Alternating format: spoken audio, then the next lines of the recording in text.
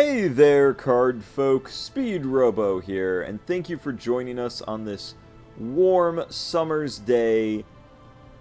Things are heating up in Legacy's Allure as well as we have two Gath lists straight from the volcanoes and the wastelands squaring off. Moonfassa is up on the blue side, and No Have Name I Want, aka Patrick, is playing down on red. Two quite different Carthul lists are going to be facing off today. Both are bringing Battle Fury, but the rest of their package is noticeably different, and the units between these two lists are very different as well. Let's break down some of the differences. Patrick is, of course, bringing his signature Goblin Slingshot to the table. This is going to allow him to perform sacrifice combos, whereas a more Vesuvian-styled build is going down on Moonfassa's side. He's also bringing a Minotaur, Dragon Hatchlings. What I would call Moonfassa's build is just Gath good stuff. You know, you've also got Black Dragon, Razormane, Troll Berserker. Kind of like a eclectic list in Gath. A little bit of everything, he needs for each situation. Whereas Patrick's list is a lot more focused on pulling off buff and sacrifice combinations, which I think is pretty fun. The Vesuvian Warlock may be a bit of a problem. If he roots one of those buffed units, it's pretty much turned off for the whole turn. Patrick is gonna probably want to bring that Troll Doctor, is what I'm analyzing. And we're taking a look at the draft. Grunt has been picked, along with Goblin Bomb. Grunt, usually a very good unit to start out with. It's a basic body blocker, kind of like the pawn in chess. And of course, Scourge Archer. Right now we're seeing both players just sort of grab the staple cards that they know they're going to want to build. And they don't want to give their opponent too much information. Though some information has already been gleaned, Battle Fury was the no-brain pick for Patrick's hero, whereas Rod of Asmodite was Moonfassa's pick. So we're going to see a much more, direct damage dealing Carthul for Moonfassa, whereas Patrick's Carthul is going to be focused a lot more on support casting with things like that Battle Fury. Double Warg Rider going down. This seems to be a little bit different than Patrick's normal setup that he brings during draft. As we are playing the draft mode of the game today, each player brings a full 160 gold and chooses 80 of it in sections at a time to deploy on their side of the battlefield, as indicated by the blue line. That's how you see which side's yours and which side's your opponent's. Moonfassa's taking a look at these Warg Riders, trying to figure out what he wants to bring to deal with them, and he's just going to grab Goblin Bomb. Okay, I see the play. So with Moonfassa being the attacker, this means he will get the first move of the game. So he's going to immediately use his bomb to deal 2 damage to the Warg Rider, and then try to finish it off with the Dragon Hatchling. That could be a strong move. Oh, wait a minute. This is actually a smart play by Patrick, bringing Spell Shock. Anytime the enemy uses an ability with a mana cost, they will take 1 pure damage. So Dragon Hatchling is going to be shocking itself, or one of its allies, every time it tries to breathe fire. Same with Vesuvian Warlock. That could be an incredibly smart take. And a Warg Rider comes down for Moonfassa's side as well. Warg Rider being a very powerful melee unit with the charging ability. The charging ability allows Warg Rider to both move and attack in a single action. Charging units make an important backbone of any successful list, as you're going to need units that can get in there and start dealing damage right away. Scourge Archer entering the field. Another Scourge. What makes these so powerful is that a lot of Gath's ability to buff deals damage or destroys the unit after it is buffed. But if you bring a cheap unit at 4 gold with only 1 health, then the fact that your health gets set to 1 or your unit gets destroyed after the buff doesn't really matter and allows you to really pump these guys up and go for big kills and big combos. Goblin Archer entering the zone. Goblin Archer is a very fast unit that can deal chip damage from effectively 4 range, as Goblin Archer's attack range is 2, -1 when it charges, so 1, and then 3 movement, which means it can move its full 3 and then hit something adjacent to it. So you gotta watch out if you're bringing any 1 health units, which Patrick has, and that might be the plan with the Goblin Archers, to try and pick off these Scourges before they can become a problem. Moonfassa's made his decision, going for a big Chain Lightning 2, 2 mana cost at a range of 2 to deal 3 damage, then 2 damage, then 1 magic damage to 3 target units within that cast range. With Rod of Asmodet, that cast range has been bumped up to 3, so getting close to Carthul may be a problem, as that is not a small amount of damage. This could be devastating. Some more clever moves from Patrick, bringing in these Goblin flankers. Similar to the Archer, but with a bit more bulk and a bit more damage, these are the perfect unit to try and take out bombs and archers. Moonfassa is going to be grabbing a Warg Archer here, similar to the Warg Rider, but able to shoot at range for 1 less power. This is again another great tool to try and take out Scourges, but another important thing is happening. If you check out most of Patrick's health, it's 4, and most of the damage output that Moonfassa's been grabbing is 2, which means that for only 2 actions, he's going to be able to take out and trade off against these 4 health units with ease.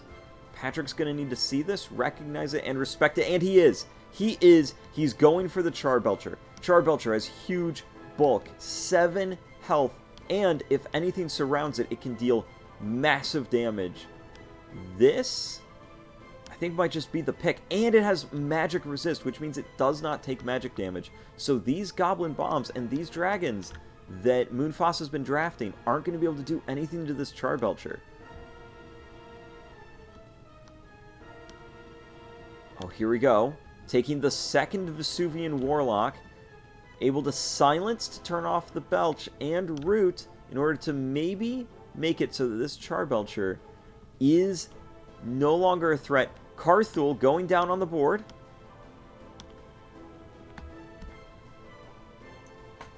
Let's see if Moonfassa wants to play his Carthul right now, or if he wants to save it.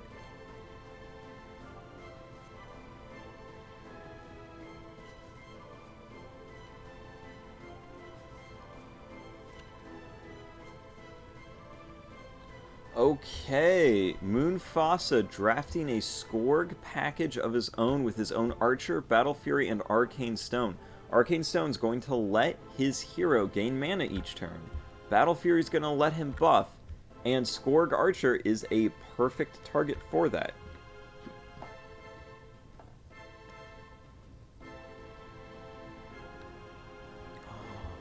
Ooh, this is big. Lightning Bolt 1 to deal free potential magic damage with Carthul. But what the big take is Vesuvian Disruptor. Pathing, Spellproof, Backstab, Mana Burn 2. This is going to allow Patrick to steal mana from his targets, not be able to be affected by any of Moonfassa's abilities. So again, Warlock, Dragon, Carthul himself, totally useless against this guy, and Backstab means that the enemy does not retaliate when Vesuvian Disruptor attacks. Patrick's playing out of his mind today. He's seen what Moonfassa's drafting, and he's saying, I've got the answers for it, and they are right here. Moonfassa's really got to think about what he needs to do. Considering a Trench Digger Goblin, I don't know if that's going to help. Steadfast and Evasion doesn't do a whole lot right now. Moonfassa sticking with his new Skorg plan here, grabbing a Hellion. 1 more damage, but 1 less range than the Skorg Archer. Could be a good pick. The 5 damage does... 5 potential damage with the Battle Fury does take out the Vesuvian Disruptor cleanly. Maybe that's the thought process there. And we are grabbing Troll Doctor. We're grabbing Troll Doctor to remove the debuffs from these Warlocks. Moonfassa is choosing to grab and deploy a Goblin Lackey. This is a 2 gold unit that gives him an option to heal by sacrificing. Always smart to bring at least some form of healing with you when you go into battle in Legacy's Allure. Can't really do without it. Both players sitting at a comfortable 59 gold.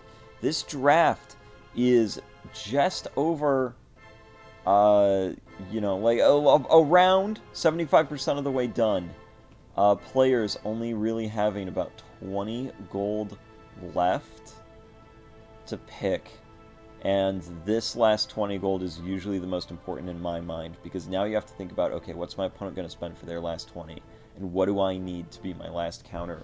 We're taking a Vesuvian Archer. Vesuvian Archer is a ranged unit that inflicts magic damage and a burn debuff, which is damage over time. At the start of the round, the burned unit will take damage equal to their burn counters, then remove a burn counter. An interesting pick to be sure.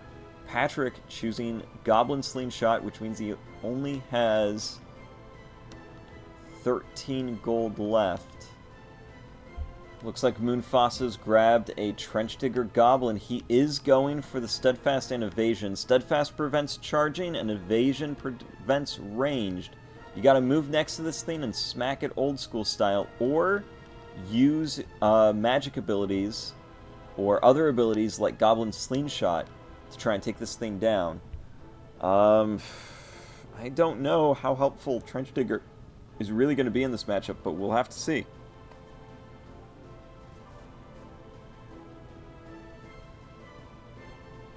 And we're going to be taking a Spike Collar Hound, 3 movement, pathing, which means it can move through any unit, ally or enemy, and 1 damage. The counter strike also means that it retaliates at the same time it's attacked.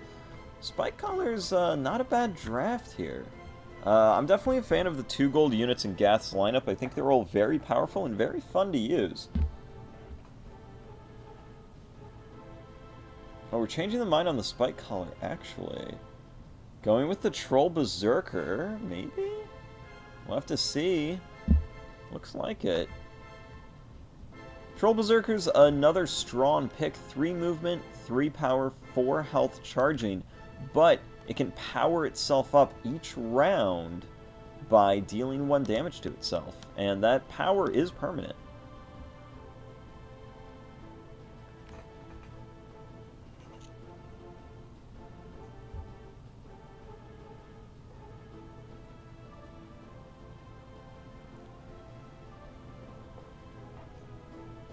Going with the Troll Berserker and the Spike Collar Hound after all. Solid picks by Moonfassa. Back over to Patrick. We're going to have to see what he chooses. Another Grunt to fill out that last pocket. Pretty good. Makes a very solid formation that's hard to deal with. And Moonfassa grabbing a Buckler. And Patrick locking in that Grunt play, grabbing a Goblin Bomb. At this point, Patrick needs to fill out his actions, so he's not losing on the action economy. Generally pretty smart, and that's all 80 gold from our friend Patrick.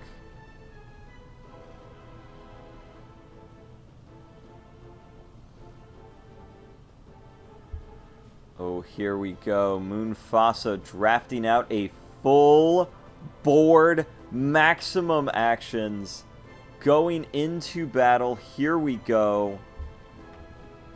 And the game has officially begun. Goblin Bomb exploding, dealing 2 damage to that Wargrider, just like we saw coming. Now the question is, Really?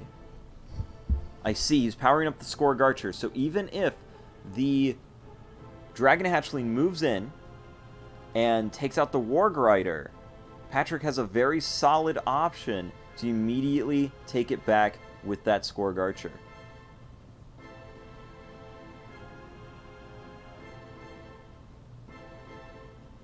That's interesting. Spike Collar Hound moving up.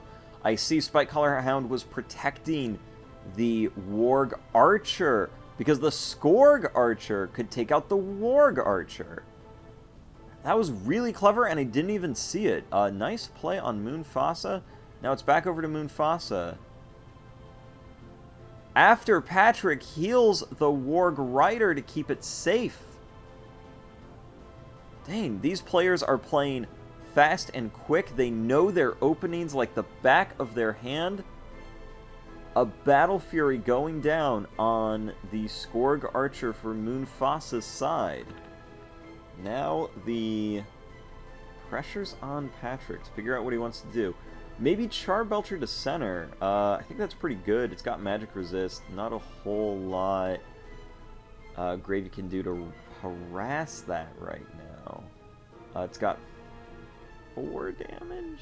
No, I guess he could still take it out between the Archer and the Warg Rider, and yeah, so maybe not right now. Okay, we're going Spell Shock. Yeah, oh, Spell Shock on the Battle Fury. Yeah, that's right. Battle Fury triggered that Spell Shock. Goblin Slingshot, just taking out the Spike Collar Hound. That's pretty bold. Not going for any combinable launcher plays this round. Yeah, I mean, makes sense. Goblin Slingshot is just, you know, it's just a pretty good archer if you need it to be. The launch ability is that lets you sacrifice one of your units can just be a bonus. Vesuvian Warlock coming in to shut down Patrick's Scourge Archer. Spell Shock going over on the Goblin Archer. Very interesting. Patrick just going to skip with the Scourge Archer. Once again, forcing Moonfassa to make a play, break formation, get aggressive against him, which is going to give Patrick the tempo to counter Moonfassa's maneuvers.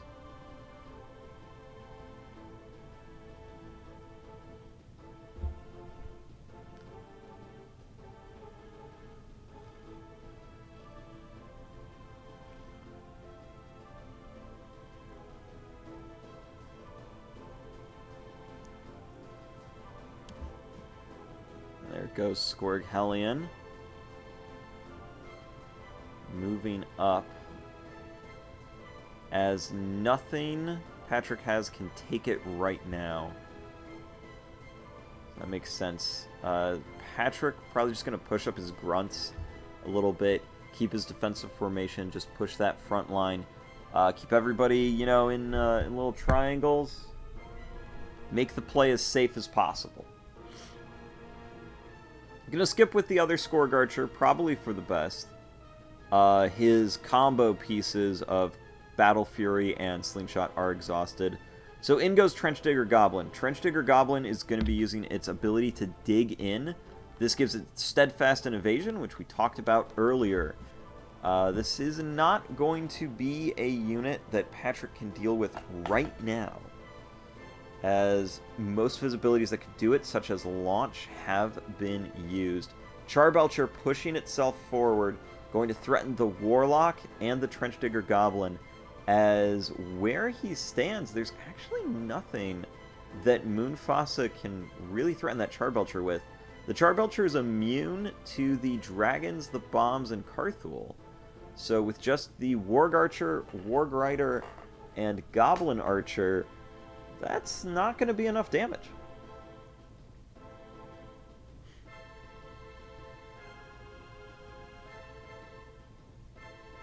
Spike Collar Hound pushing itself forward. Back over to Patrick. Patrick could use his Goblin Flanker to take it out, but then the Flanker would take 1 damage back due to the Counter-Strike and be vulnerable to the Goblin Archer.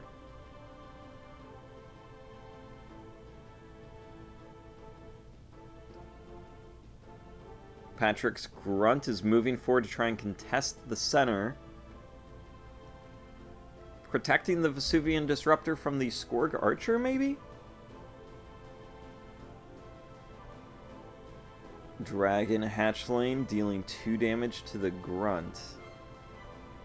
And Spell Shocking. Oh no! This Spell Shocks his own Vesuvian Warlock. Which means Skorg Archer can now move to the space that Warlock was in to deal 4 damage to Charbelcher, and then have the Warg Rider take it out. So the play here is to have Patrick move one of his own other units into that spot to try and keep it safe. But then, if he does that with, like, Warg Rider, Dragon Hatchling or Goblin Bomb can just take out the Warg Rider, and then he's back to where he started. This is a problem. That's probably a dead Charbelcher. Oh no. That was a huge play from Moonfassa. Really smart. Really thinking ahead. Patrick's trying to find a way out of this. I'm not seeing it right now. We saw that too, but the Dragon Hatchling and the Goblin Bomb just take it out.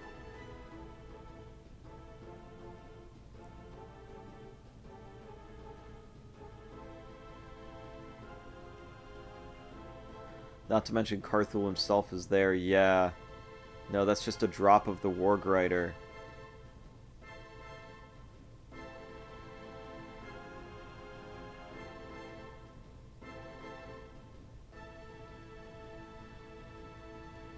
Patrick was doing very well.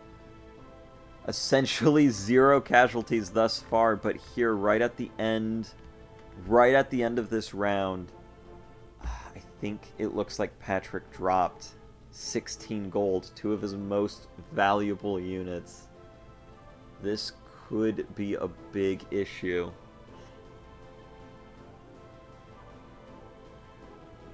Oh my gosh, Carthul is using his own Trench Digger Goblin as a conduit to deal 3 damage and 1 damage to Patrick's Warg Riders. Oh my gosh. What a cool play.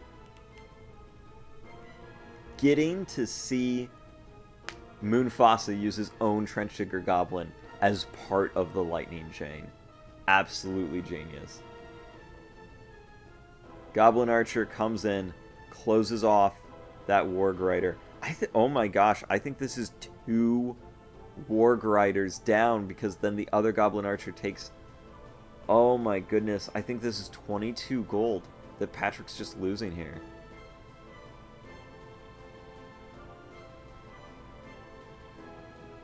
That's an... oh.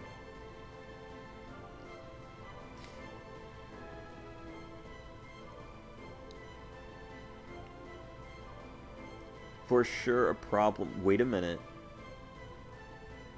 Okay, here's an opening. No, because the Troll Berserker! Oh my gosh, the Troll Berserker is still there. So even if the Vesuvian Disruptor moved there, the Troll Berserker can still... Oh no, yeah, no. Charbelcher's dead meat. No! Don't do it! The Troll Berserker! Warg Archer shoots for 2, Troll Berserker takes.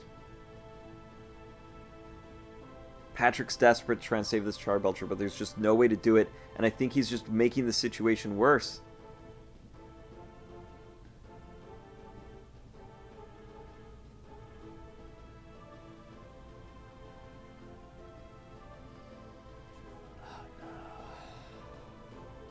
Yep.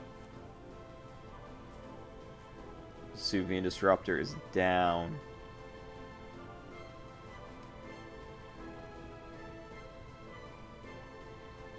This is pretty bad, guys. Pretty bad for Patrick. Pretty good for Moonfassa, I will say that.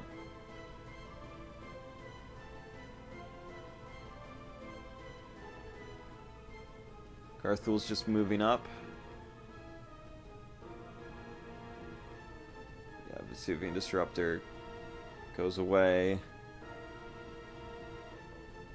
Charbelcher is still open for death. Wait, no, there's a way out of it now. If he moves Grunt up 2, he can block... He can't block the Warg Archer. Because the Warg Archer has allied pathing and it can move through the Goblin Archer, never mind. Oh, that stinks.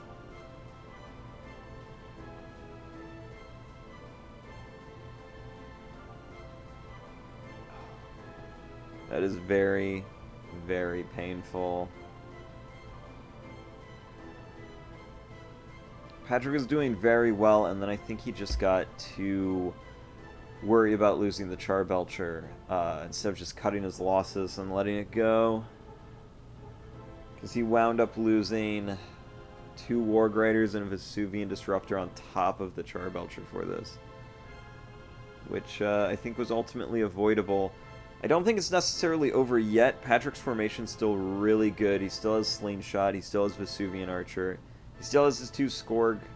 Well, actually no. One of those Skorg Archers is going to die to burn, so... this is going to be an uphill battle. I think at this point Moonfassa is really going to need to make a critical blunder here for Patrick to turn this around, which is always possible. Legacy's Allure, there's always a ton to think about, always a ton of things that can happen and need to be considered. So, you know, Moonfassa missing something and Patrick being able to capitalize on it, kind of like what happened here to Patrick, is still very much in the cards. As Moonfassa lost a lot of cards and a lot of units this round as well. Not as expensive of units as Patrick, but the action economy is looking a lot more even than it did at the start of this game.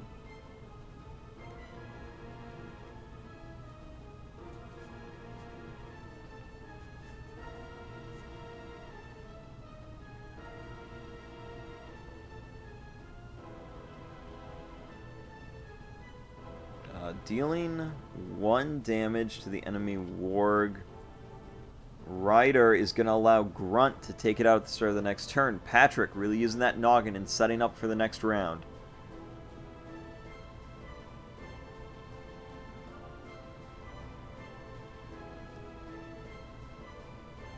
That's not...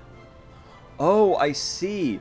Moonfassa sacrificed his Goblin Lackey to give +1 power to Goblin Archer so he could take out the flanker.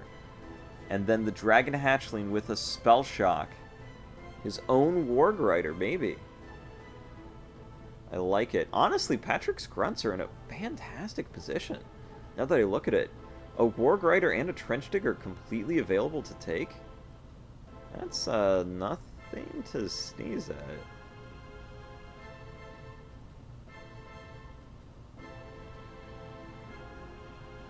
Patrick is still very much in this game. Okay, we're dealing 1 burn to the Goblin Bomb in order to kill it. Kinda clever. And the Spell Shot goes down on Carthul. Back over to Patrick, start of the round. And there we go, Grunt doing what it does best.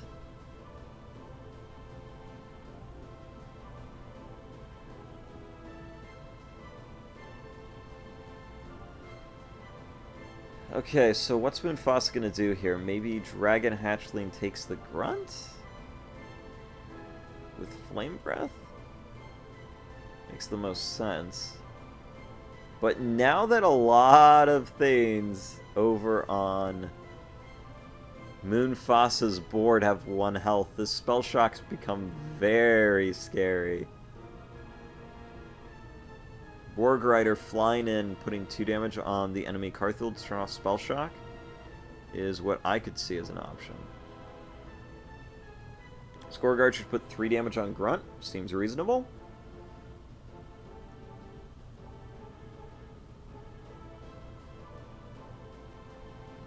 Moonfassa locks it in. Okay, so now, if I was Patrick, I'd probably just take this Trench Digger. Like, yeah, that seems like a pretty good take right now, because Trench Digger could be a threat if it lives towards the end of the game. Now this opens up some scary stuff.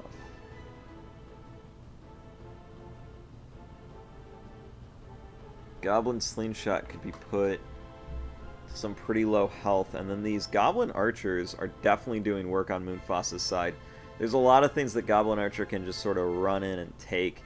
Very few safe spots to for Patrick to hide his cards if he needs to. Even his Scourge Archer is pretty vulnerable to getting taken right now.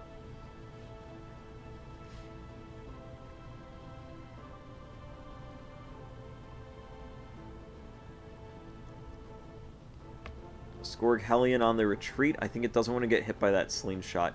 We're going to launch... Okay, yeah, we're going to launch the Grunt that's going to die using the slingshot to take out the Dragon Hatchling. Yeah, no, pretty good overall. Slingshot is now in danger from multiple threats. I don't know. Lightning Bolt 1 can always... Yeah. Carthul can move up Lightning Bolt 1 to deal 1 damage. And then you'd have to heal with Troll Doctor, but then Warg Archer and Goblin Archer can then take out Slingshot, so I don't know. Battle Fury? Really?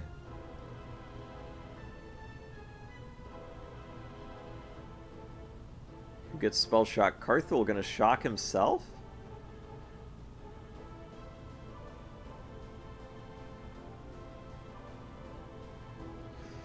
Shocking the Warg Archer. That's getting very dangerous, Moonfassa. 1 Vesuvian Archer hit on that Warg Archer now, and he's very not good. Grunt gonna heal off for 2 using the Troll Dock. This means that Slingshot is guaranteed dead.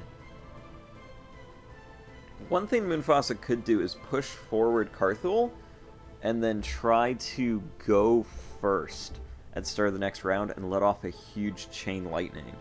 That could be pretty good. Vesuvian is going to burn and root the enemy Carthul. And Spell Shock.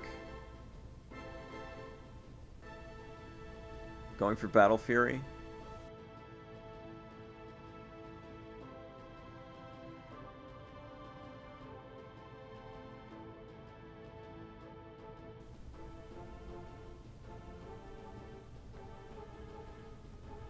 And the Spell Shock off the Warlock is going to the Warg Archer.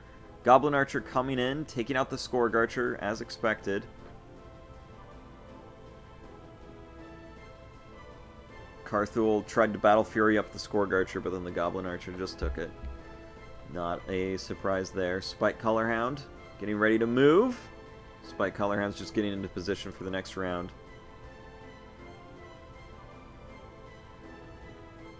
Now it's over to our friend Patrick. All he has left is the Vesuvian Archer. Could just take the Scourge Archer for it. I think that's pretty good.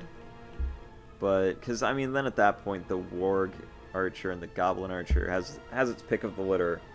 Anyway, anything they want to die between the Slingshot, the Archer, and the Grunt is dead. So, you know. At this point, it's just kind of like, whatever. I'd just let the Vesuvian Archer handle the Scourge Archer. Call it good. Yeah, I think that's good enough. Best you can really do. Best you can do. Now it is over to Moonfassa to see what he wants to do, or if he just wants to go first. Though definitely at this point I would use the Warg Archer and the Goblin Archer to take out... Oh, wait. Dealing 2 damage to Carthul? And what's Goblin Archer gonna do?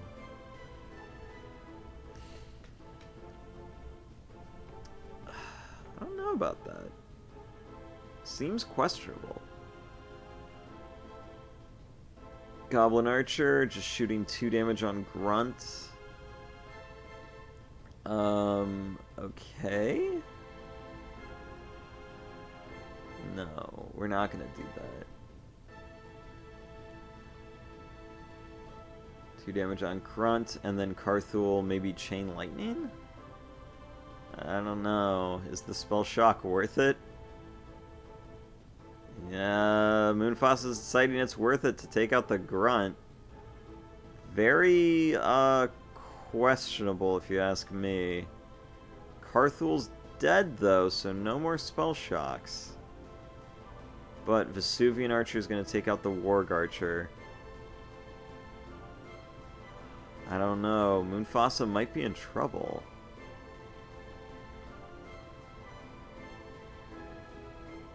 And I don't really know what his plan for dealing with Patrick's remaining pieces is. Maybe just wait till round 7 and try to have Carthul, like, regain his mana and then Chain Lightning, I guess? It's not terrible. Might work. If Moonfassa just plays passively, grinds the game out to round 7, I think he might be okay. 1 damage on Slingshot. Slingshot's probably just gonna, like... Slingshot, I don't know, I'd have Slingshot just, like, shoot the Spike Collar Hound. Or whatever. Yeah, Warlock's good, too. Battle Fury, the Goblin Archer? Question mark? Seems bad.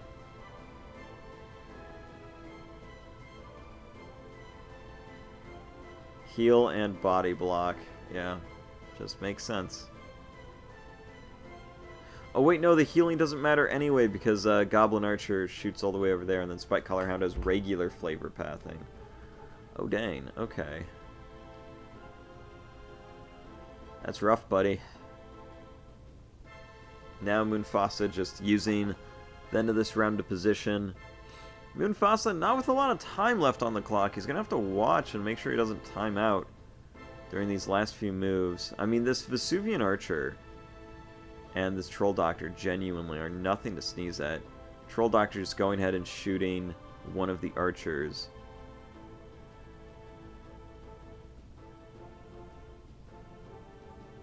Battle Fury, the Hellion, I think is good.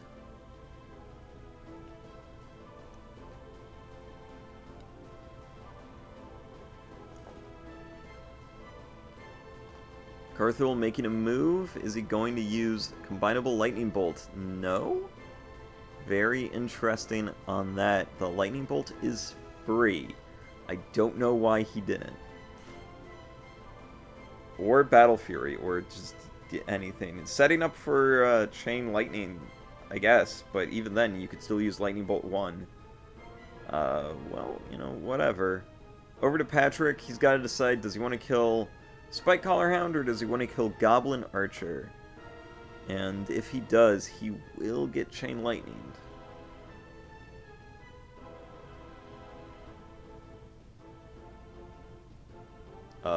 Don't do that. That doesn't help you. Patrick, what are you doing? What is this move? Buddy? Buddy, what are you doing? Yeah, that's gonna be a full skip. End round. Moonfassa goes, Chain Lightning, Vesuvian Archer's dead, and Troll Doctor is as good as dead as well. Gonna take that out, and then Spike Collar Hound takes out Troll Doctor, and Skorg Hellion moves to center, and that is game. A well-fought game from both players. Patrick in a very dominating situation early in round 1, but then Moonfassa coming back to clean it up after Patrick made genuinely what I think was a few blunders on his Warg Archers and his Disruptor. But Patrick kept it tight all the way through the end of the game, leaving Moonfassa with 3 HP left on his units. A little bit more damage, and he could have closed it out. At any rate, I've been Speed Robo. Thank you very much for watching, and we'll see you next time. Bye-bye.